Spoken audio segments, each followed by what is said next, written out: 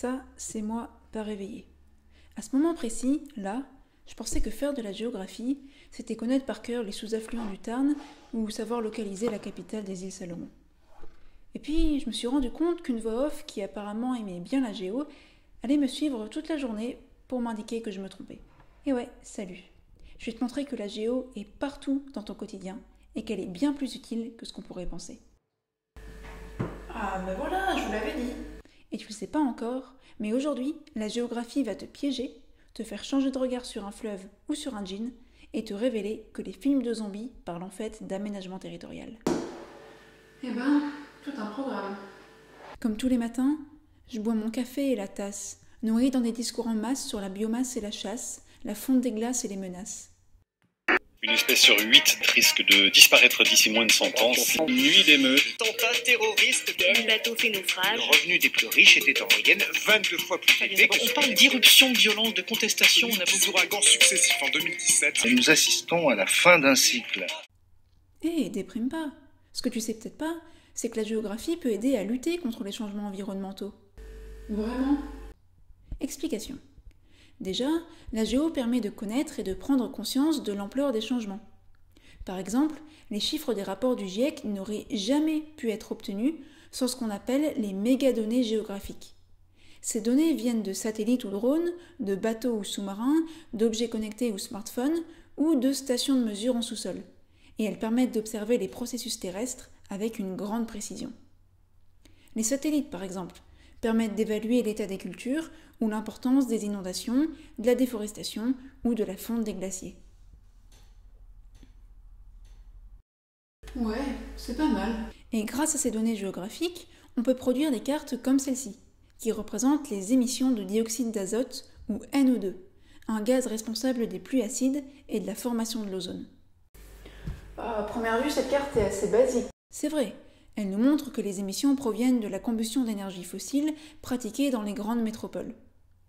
Mais cette carte nous fait aussi voir des choses auxquelles on n'aurait pas forcément pensé. Par exemple, le fait que les émissions ne concernent pas seulement les villes, mais aussi les centres d'extraction minière, les paquebots, d'ailleurs on voit ici leur route de navigation, ou les zones d'Afrique ou d'Amazonie touchées par les feux de forêt, qui génèrent eux aussi une grande quantité de NO2.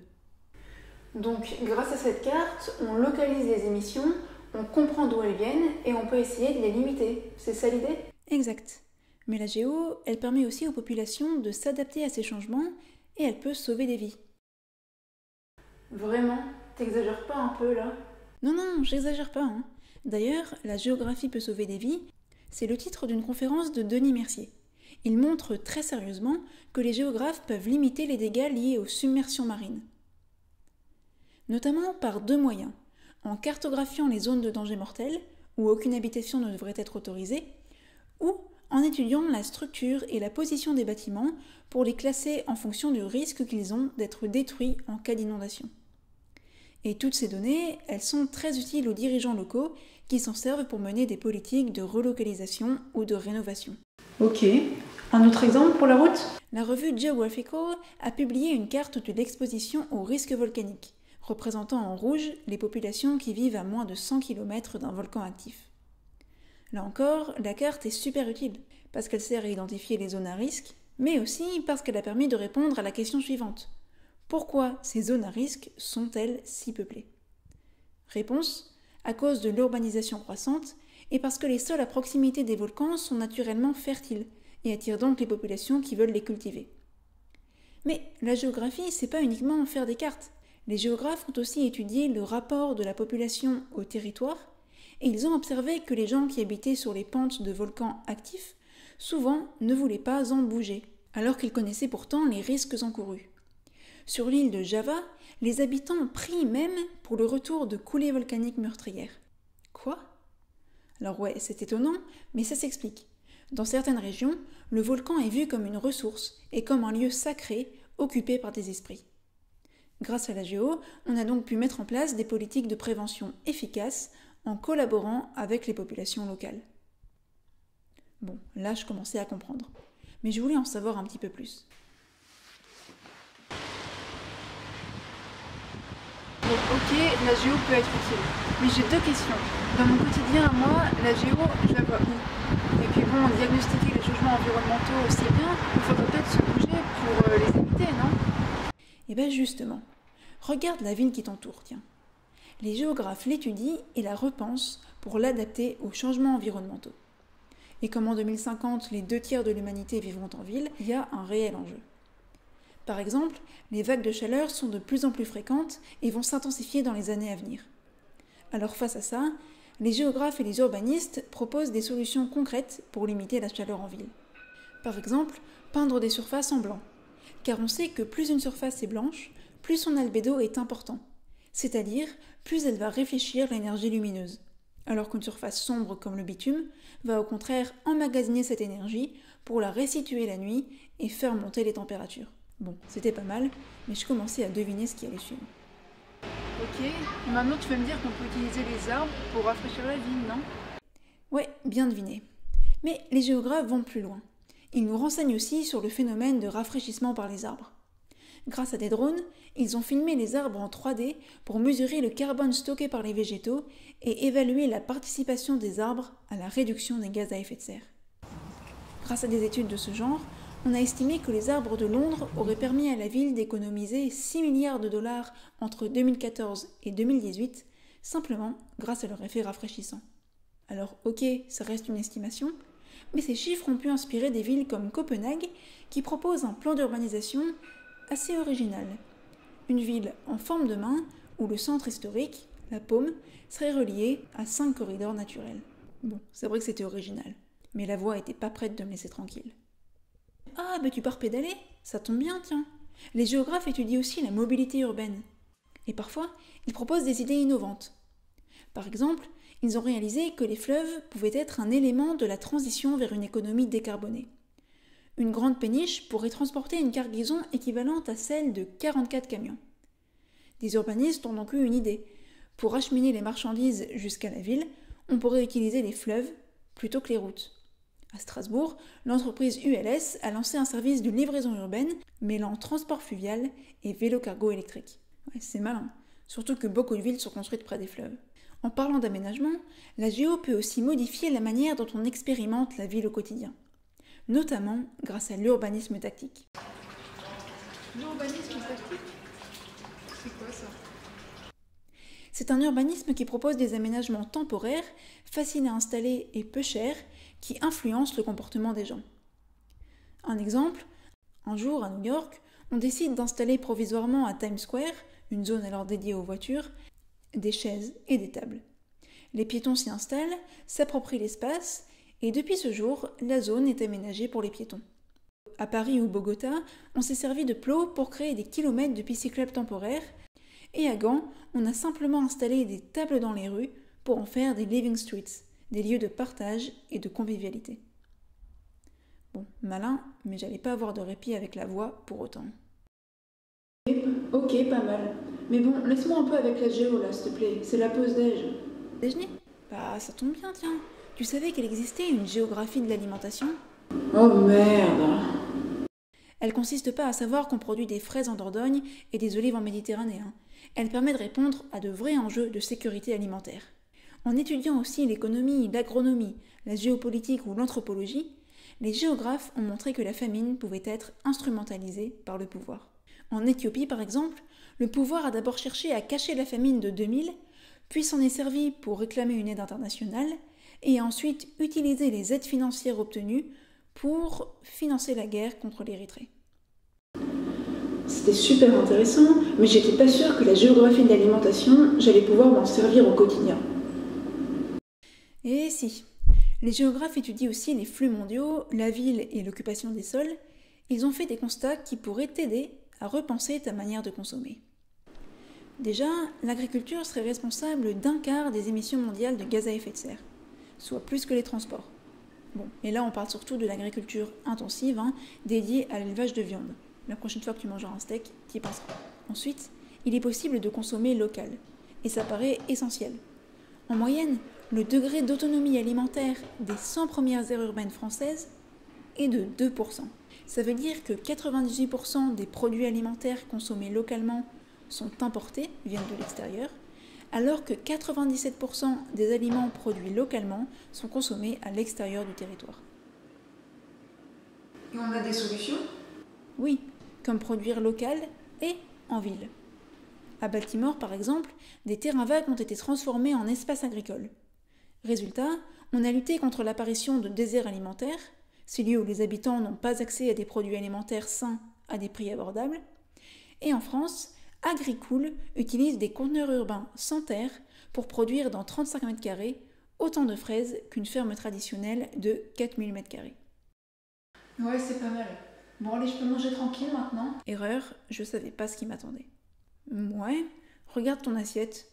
Qu'est-ce qui dit qu'elle n'est pas truffée de pesticides dangereux? J'ai acheté la majorité des aliments au supermarché du coin et je crois qu'en Union européenne, il y a des législations qui interdisent certains pesticides. Exact, sauf qu'en étudiant les flux de pesticides, on peut faire des découvertes un peu surprenantes. En 2018, l'Union européenne aurait exporté plus de 80 000 tonnes de pesticides pourtant interdits sur son territoire. Et la répartition géographique de ces exportations est intéressante. Ils sont vendus dans 81 pays, dont les 3/4 sont en développement ou émergents, et n'ont donc souvent pas les moyens de faire face aux problèmes sanitaires causés par ces produits. Et ensuite, les pays vers lesquels l'Union européenne exporte le plus de pesticides sont également les pays qui exportent le plus de denrées alimentaires vers l'UE. L'Ukraine, par exemple, est le grenier à blé de l'Europe. Je pense que tu as deviné, rien ne garantit au consommateur européen qu'il ne va pas retrouver dans son assiette ces substances pourtant interdites par la législation européenne. Ah, quand même! Bon, ça m'a coupé l'appétit, alors je suis allée enfiler un pull avant de me poser devant la télé. Ok, je crois que tu veux me faire dire que la géo, c'est l'étude des flux, des politiques sociaux, écologiques, économiques et environnementaux. Super! Mais bon, si la géo est même dans mon assiette... Dans ton assiette, et aussi dans le pull que tu enfiles. Ah bon? Est-ce que tu connais la géographie des objets? Et plus particulièrement, l'approche Follow the Thing. Elle consiste à s'intéresser à un objet et à déterminer son origine, ses conditions de production et le parcours qu'il a effectué avant d'atterrir dans ton placard. On pourrait peut-être faire ça avec un jean alors, non? Par exemple, pour suivre son itinéraire, il faut d'abord aller en Inde. C'est là qu'est cultivé le coton nécessaire à sa fabrication. Puis au Pakistan, où ce coton est envoyé pour être tissé. Direction ensuite la Chine, dans les usines qui produisent la toile de ton pantalon, toile colorée grâce à des pigments de synthèse, fabriqués d'ailleurs à partir de pétrole venu des pays du Golfe. Le jean continue son périple pour la Tunisie, où il est assemblé. On lui ajoute d'ailleurs des éléments venus d'Afrique ou d'Australie. Puis pour le Bangladesh, où il va être sablé, processus très nocif pour la santé des travailleurs d'ailleurs. Dernière étape, la route vers la boutique. En bref, pour être fabriqué, le jean aura nécessité au total entre 8000 et 11 000 litres d'eau. Bon, les chiffres sont peut-être pas très parlants comme ça, mais ça représente l'équivalent de l'eau bue par un être humain pendant plus de 7 ans. C'est vrai que c'était impressionnant. Alors je suis allée m'installer devant la télé, pensant que ça allait me changer les idées. Mais la voix était toujours là. Bah bien sûr que je suis là, je viens t'aider, parce que je sais pas si tu sais, mais là, la géo est en train de te manipuler. Comment ça? Là, maintenant? Ouais, regarde. On diffuse aux infos une carte qui montre le vote RN par commune aux élections européennes de 2019. Bon, en voyant ça, on se dit que vraiment, énormément de gens ont voté RN, c'est dingue. Bah oui. Oui, mais attention à ne pas se faire avoir. Parce que ce que cette carte représente, c'est les communes qui ont voté RN. Mais elle ne dit pas si ces communes sont très peuplées ou non. Peut-être qu'on a beaucoup de communes de superficie importante qui ont voté RN, mais que ces communes sont peu peuplées. Et peut-être que les communes plus petites mais très peuplées, qui ont très peu voté RN, ne vont pas se voir sur la carte car elles sont plus petites en superficie, alors que pourtant elles équivalent en nombre d'habitants à plusieurs grandes communes réunies. Bref, la carte n'est jamais objective et nous manipule toujours un peu. Ouais, c'est vrai que j'aurais pu me faire avoir. Merci du conseil du coup. Bon, en revanche là je regarde un petit épisode de The Walking Dead, puis je vais me coucher, alors j'aimerais bien être un peu tranquille s'il te plaît. Merci.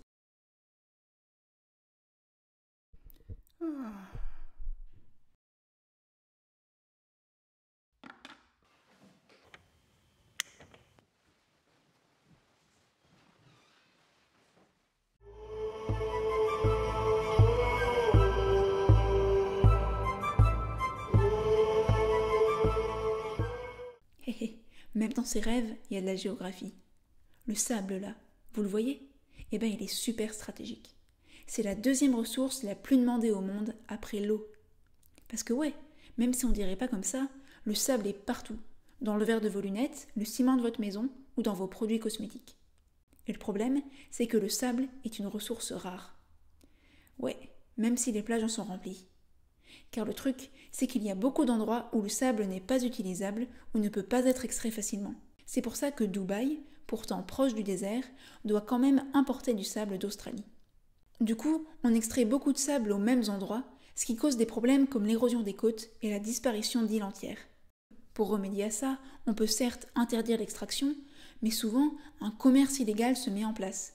Dans 12 pays, on a même des mafias du sable, qui sont de vraies organisations criminelles. Ah mince, attends, elle fait peut-être un cauchemar avec des zombies. Ça tombe bien, parce qu'il y a un géographe qui a montré que oui, il y avait de la géographie dans les films de zombies. Dans ces films, les héros doivent souvent s'enfermer pour se protéger de l'invasion. Ça pourrait refléter l'angoisse engendrée par l'immigration et la porosité des frontières. Souvent aussi dans les films de zombies, les bâtiments publics sont en ruine et on n'a plus trop d'espace public. Et si ça, c'était une image de ce qui se passe dans certaines villes, où il y a une vraie ségrégation, avec d'un côté des ghettos de pauvres et de l'autre des ghettos de riches, mais pas vraiment d'espace public partagé par toutes les catégories de population. Bon, je crois que je devais l'admettre. La géographie est partout, et c'est vrai qu'elle est plutôt utile. Mais je vous avoue qu'à ce moment-là, j'avais juste envie que cette voix off me laisse tranquille. Ok, mais tu vois bien, faire de la géo, c'est pas apprendre des atlas, c'est comprendre ce qui se passe et notre rapport à l'espace. C'est faire de la socio ou de la physique, de la philo ou de la politique. Élaborer des plans et un monde différent, façonner le quotidien et l'univers urbain, remarquer les petits riens et repenser demain. Bon allez, bonne nuit, je crois que t'as du grain à moudre. Et d'ailleurs, tu savais qu'il y avait aussi une géographie de la nuit ? Oh non.